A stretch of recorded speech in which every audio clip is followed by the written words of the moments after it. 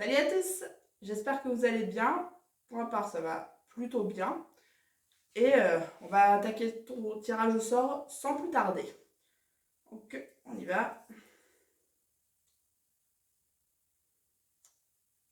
Alors, pour cette vidéo, on a des conseils pour mieux lire.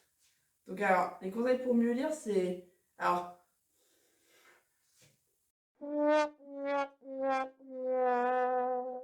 donc, dans cette vidéo, je vais vous donner des conseils personnels pour vous aider à lire. Et alors, peut-être ces conseils, vous les connaissez, peut-être pas, et à tous une manière différente de lire. Donc, j'espère que ces conseils vont vous aider.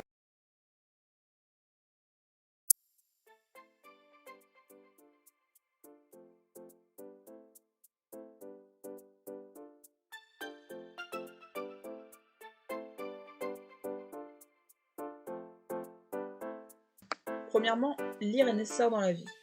Que ce soit d'une notice ou un livre, en fait, la lecture est quand même présente dans la majorité de nos occupations. Un autre point aussi à noter, c'est que la lecture, contrairement aux préjugés, elle est pour tout le monde. Je veux dire, elle n'est pas réservée à une catégorie de la société comme les intellos ou l'élite. Il y a aussi une différence à faire entre la lecture scolaire et la lecture de loisirs. Dans le cadre scolaire, on va nous demander de lire spécifiquement un livre. Tandis que dans la lecture de loisirs, on va lire quelque chose plus en fonction de nos goûts. Alors, je ne dis pas par là qu'il ne faut pas lire les lectures scolaires. Loin de là, au contraire, c'est essentiel. Autre chose de sympa qui encourage la lecture, c'est que ça présente différents bénéfices comme diminuer le stress, améliorer la concentration, détendre ou même enrichir le vocabulaire.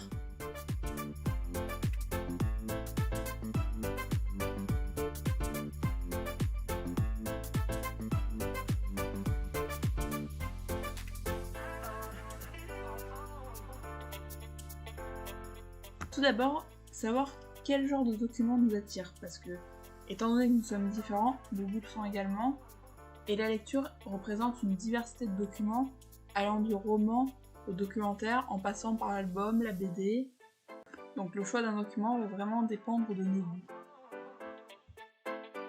Tout comme le dit le célèbre proverbe « ne pas juger un livre à sa couverture », il est important de prendre en compte différents éléments du livre, comme par exemple faire une analyse du résumé à la 4ème de couverture pour un peu déjà découvrir l'histoire et pour avoir une première idée. Autre chose que je vous conseille de faire lors du choix de votre livre, c'est de feuilleter quelques pages. Disons que ça aide un peu à visualiser le style d'écriture, la narration. En fait, je ne vous dis pas par là de feuilleter la moitié du livre, mais en fait de feuilleter peut-être les premières pages pour voir un peu si le style d'écriture ou comme je vous dis la narration correspond un peu à ce que vous attendez du livre.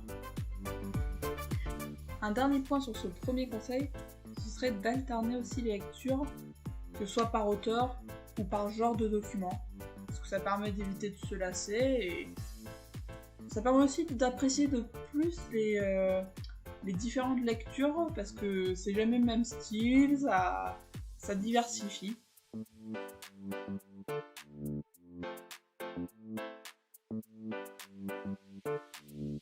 Un autre point à prendre pour pouvoir lire tranquillement, c'est celui de trouver un endroit sympa et confortable. Tout comme nos goûts littéraires sont différents, notre manière de trouver un lieu pour pouvoir lire l'est également. Donc ne vous inquiétez pas, il n'y a pas de honte à avoir sur la manière dont vous lisez, chacun est différent. Et je pense que cette phrase va revenir souvent dans cette vidéo, excusez-moi d'avance. Un autre petit conseil que je vous recommande pour les lectures, c'est de vous faire une petite boisson, que ce soit chaude ou froide, suivant la saison, parce que c'est toujours agréable d'avoir une petite boisson avec soi pour s'hydrater ou même pour passer un bon moment.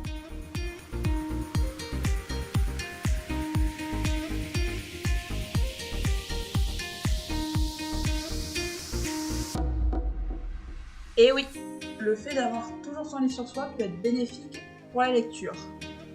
Après, cela peut dépendre de notre rythme de lecture ou aussi du fait d'être à l'aise ou pas dans différentes situations. Parce que des fois, par exemple, une situation où il y a du bruit autour de nous, c'est peut-être pas bénéfique, ça n'aide pas et on préfère être au calme. C'est tout à fait normal. Et des fois, il y a aussi le moment où on sait qu'on va attendre, donc on prend un livre par anticipation. Mais des fois, on oublie et on n'anticipe pas et on se retrouve à se dire à cette situation-là, mince, mais pourquoi j'ai pas pris mon livre? Donc, deux petites idées par rapport à ça. Ça pourrait être la première d'avoir une liseuse, parce que c'est un outil qui prend pas beaucoup de place, où on peut mettre plusieurs livres, vu qu'il s'agit de livres numériques. Après, c'est quand même un budget, une liseuse. Et une autre idée, ça pourrait être d'avoir un sac à dos ou un petit tote bag où on peut mettre un ou deux livres. Alors, un ou deux livres, pas une bibliothèque entière.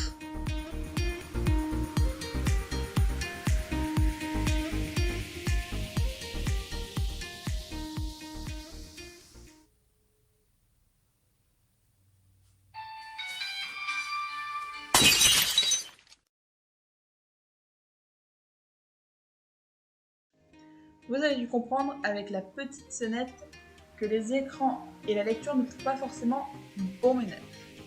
C'est un peu contradictoire avec une liseuse, parce qu'une liseuse, on pourrait dire, c'est un écran sur lequel on lit aussi.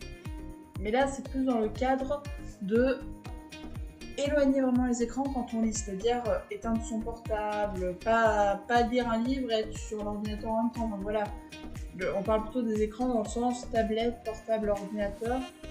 Vraiment, ces écrans-là, plutôt les éloigner parce qu'on se réserve vraiment un temps de lecture où on veut vraiment être dans notre livre, pas être dérangé par quelques distractions.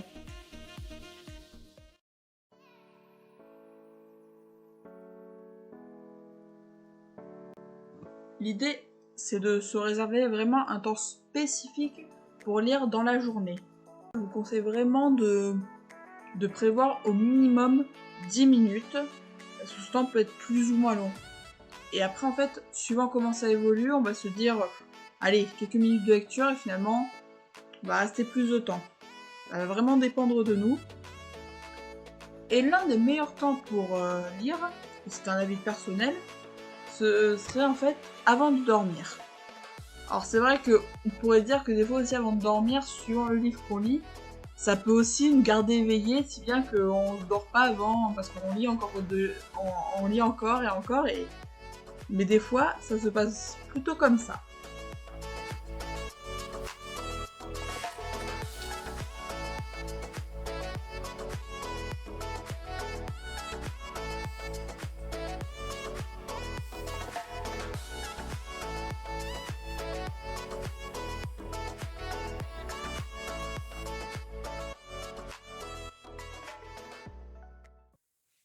Allez, on ne perd pas les bonnes habitudes. Je vais vous présenter les 4 thèmes qui n'ont pas eu la chance d'être tirés aujourd'hui. Alors, premièrement, on a, donc, j'espère que vous voyez bien, comme d'habitude, La femme au tableau. Alors, La femme au tableau, ça c'est un film de 2014 avec Hélène Mirren, j'espère que je prononce bien, et Ryan Reynolds. J'espère que je ne me suis pas trompée dans les acteurs. Ouais, c'est un film qui est très intéressant, qui parle de la reconstitution de la restitution plutôt des œuvres juives qui ont été volées par les nazis. Et un film très intéressant, pas plus. Ensuite, on a Rose, de Titania de Rosnay. En fait, ça c'est un roman qui est très intéressant parce qu'il se passe pendant le 19e siècle, dans le Paris du 19e siècle, avec une femme qui se rebelle un peu vis-à-vis, enfin, rebelle ça va vite, mais c'est l'histoire d'une femme dans le Paris du 19e siècle qui est très intéressante. Ensuite, je retourne dans le chapeau celui-là. Alors ensuite, oui, on a Casse-Noisette et les 4... comme vous voyez, Casse-Noisette et les 4 royaumes. Alors ça, c'est l'un des derniers live action de Disney qui est très bien réalisé selon moi, qui, euh, qui est très bien réalisé, mais et qui a une histoire très intéressante vis-à-vis du conte. Donc voilà, on verra si on le tient dans la prochaine vidéo. Enfin non, prochaine vidéo en sautant en case.